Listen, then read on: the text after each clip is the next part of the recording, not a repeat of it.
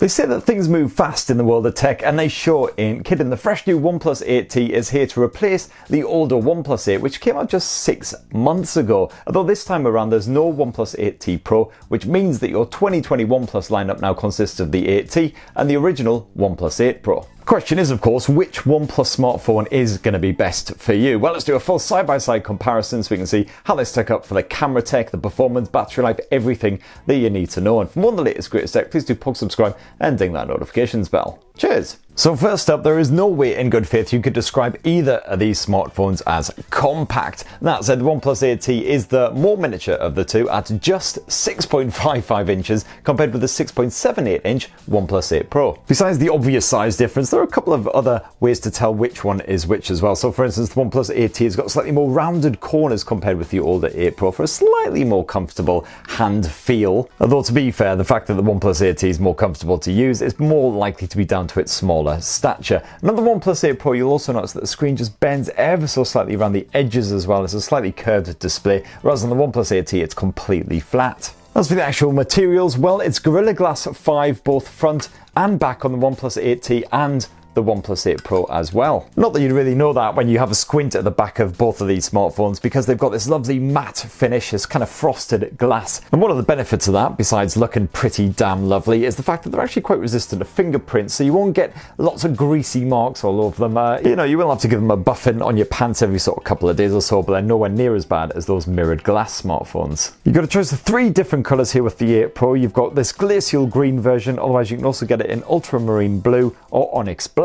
Meanwhile, the OnePlus 8T is available in this lunar silver model, otherwise the aquamarine green. However, bear in mind that which colour you choose also dictates what specs you get with these OnePlus handsets as well. So for instance, with the 8T, this lunar silver model has 8 gigs of RAM and 128 gigs of storage, whereas if you go for the greeny version, then what you get is 12 gigs of RAM and 256 gigs of storage. And unsurprisingly, that'll cost you a bit more. Now, as far as ruggedness goes, I have no complaints with either of these smartphones. I've dropped both of them now from a sizable distance onto a hard floor, and it was a sphincter clenching moment both times, don't get me wrong, but they're both still working absolutely perfectly, not even a scratch or a crack or a dent to speak of. That said, the OnePlus 8 Pro has picked up a couple of scratches on that display over the last few months, and it doesn't come with a pre-installed screen protector, unlike the OnePlus 8T. However, while the OnePlus 8 Pro is fully IP68 water and dust resistant, so absolutely fine if you take it in the swimming pool, drop it in the bath, something like that, the OnePlus 8T is only splash proof, so it'll be fine if you take it out in a bit of a drizzle, but I wouldn't do any more than that. Now, when it comes to actually unlocking these OnePlus handsets, is an in-display fingerprint sensor in both cases, and usually I'm not a fan of optical sensors, I prefer a physical sensor,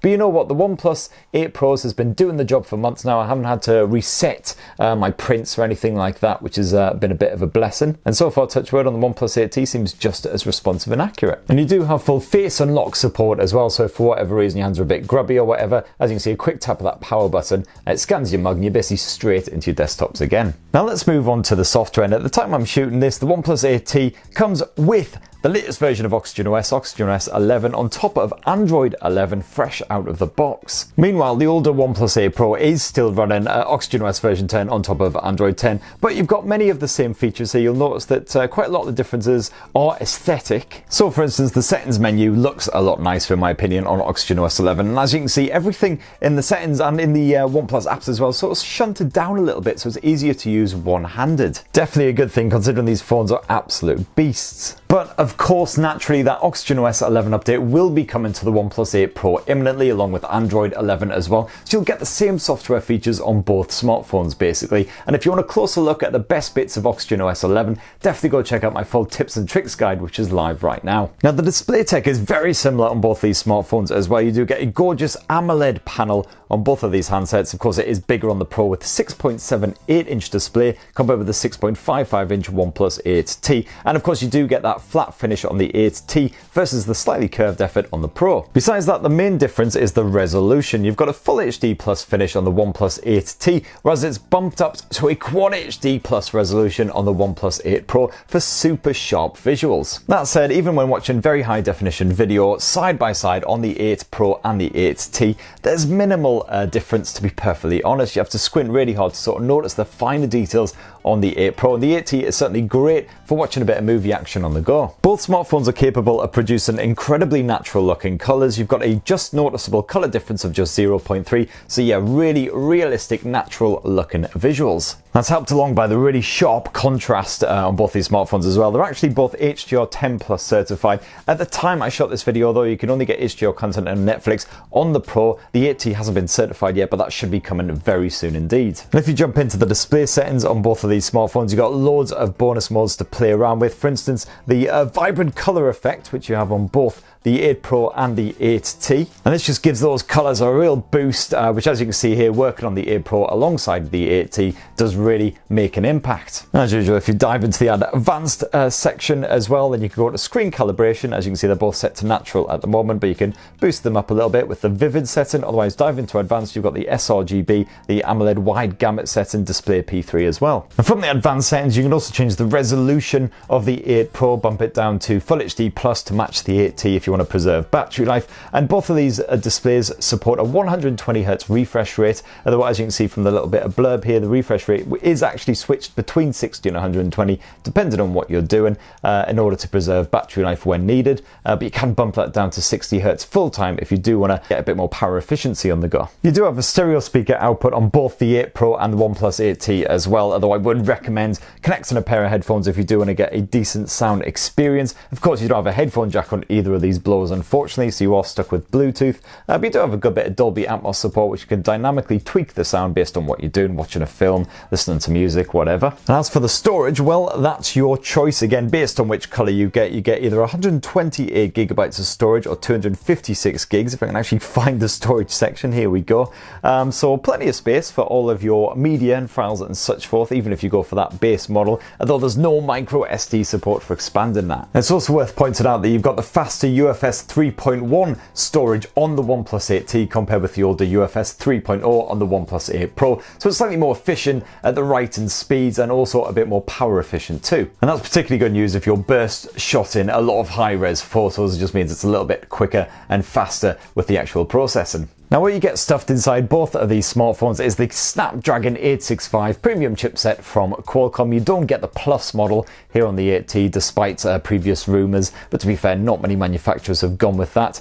As you can see from my Geekbench scores, the OnePlus 8 Pro scored slightly higher. That's because this is the 12GB model, whereas I've only got the 8GB OnePlus 8T. But certainly as far as performance goes, even if you go for the base 8GB model, both of these blowers will blaze through the latest games like PubG Mobile, Call of Duty on top detail settings, no worries at all. And of course, you've got that game space feature on both of these handsets as well. It's been slightly improved and updated for OxygenOS 11, so it's just easier to call up. You just pull your finger down from one of the top corners basically, and it adds a great little selection of features, including the ability to message mates while you're gaming. You've got the notifications block on there so you are not disturbed, and of course the usual Fanatic mode as well. You've got full Wi-Fi 6 support on both of these OnePlus handsets, and they both support 5G connectivity as well, because you've got Qualcomm's X55 modem slapped in there alongside the 865. On the battery life front, it's basically identical as far as the actual capacity goes. It's a 4510 milliamp cell here on the OnePlus 8 Pro, standard 4500 here on the OnePlus 8T, but it's actually a dual battery design here on the 8T for the new Warp Charge 65 tech. So while the older OnePlus 8 Pro only supports 30-watt charging, you've got 65-watt charging here on the 8T, so you can get a full charge in about 40 minutes or so. It takes over an hour here on the 8 Pro. As for the battery life, well, I have found that has degraded somewhat on the OnePlus 8 Pro over the last 6 months, and that shouldn't be a hardware issue because you've got a battery care feature on here which basically prevents overcharging if you do leave it plugged in all night long. But I definitely do find that with a lot of screen on time, I struggle often to make it all the way through a big long day with the OnePlus 8 Pro. With the OnePlus 8T, so far, touch wood, you can just about make it through a long day with plenty of screen on time, but it is very early days with that one still, so I'm going to keep on testing it for my full review. But while the OnePlus 8T definitely wins for the fast charging tech, it's worth knowing that only the 8 Pro can charge wirelessly, again at that 30-watt rate. And last up, let's finish with a squint at the camera tech, which, as you can see, for the fresh new OnePlus 8T has gone away from that traditional central position and it's actually been shunted away in the corner. Now, that primary sensor on both of these smartphones is a 48 megapixel, but it is a different sensor as well. The OnePlus 8T uses the same IMX586 from Sony that the original OnePlus 8 used, whereas the 8 Pro upgrades that to an IMX689. In terms of the shutter speed, the focus speed and everything, nice and nippy on both of these smartphones. They do shoot at 12 megapixels by default, but you can quickly bump that up to 48 megapixels if you want a maximum resolution photo, as long as the conditions are quite bright. I did find in my side-by-side test that the OnePlus 8T seems to cope a little bit better sometimes in high contrast situations compared with the Pro. You also get more natural looking colours in the 8T, whereas the Pro tends to boost the vibrancy quite a bit. You've also got an ultra-wide angle option on both the OnePlus 8T and the OnePlus 8 Pro, but again it's different tech. You've got a 16 megapixel lens here on the OnePlus 8T, whereas the 8 Pro has another 48 megapixel effort. So you get sharper details with the 8 Pro, but both of them are pretty rubbish when it comes to the colour reproduction. Now, as well as that ultra-wide angle, you also get an actual telephoto lens here on the 8 Pro as well, which offers a 3x hybrid zoom, whereas in the case of the OnePlus 8T, there's no telephoto option, so it's digital zoom all the way. So I definitely prefer the flexibility of the OnePlus 8 Pro's camera setup. That telephoto lens is great for getting a little bit closer to your subject without disturbing them, so great news if you're an owner of a pet or a kid. The OnePlus 8T finishes off its quad lens setup with a 5 megapixel macro lens and a 2 megapixel mono lens as well, so if you dive into the filters, you can get your mono mode on the go. That just shoots a nice detailed black and white shot. Whereas here on the 8 Pro, you've actually got a color filter lens for your photochromatic mode, but that has basically been disabled because people were worried it could see through very fine, thin clothing. So that does absolutely bugger all now. And you've got the usual standard array of bonus modes on both the 8T and the OnePlus 8 Pro. So for instance, a portrait mode, which can just help to keep your subject nice and crisp and blur out the background with a bokeh style effect, much like this. And in those low light situations, you've got the nightscape mode as well, which takes lots of different shots at different exposure levels and then blends them together for a more evenly balanced shot. And it tends to work pretty well. As you can see there, you've got a lot more background detail in both of these shots compared with what you would get with just using the standard auto mode. And you've got full manual controls if you dive into the Pro mode. It's the same setup on both of these smartphones, so you can capture raw images as well as JPEG at the maximum 48 megapixel resolution. You can have a piddle about with all of the different settings. And if you dive on into the video mode as well, you do actually have a new video portrait mode here on the OnePlus 8T, which is something that I believe is coming to the 8 Pro in a software update. So again, that'll just have that bokeh style effect in the background. But apart from that, again, perfectly the same setup, 4K resolution video at up to 30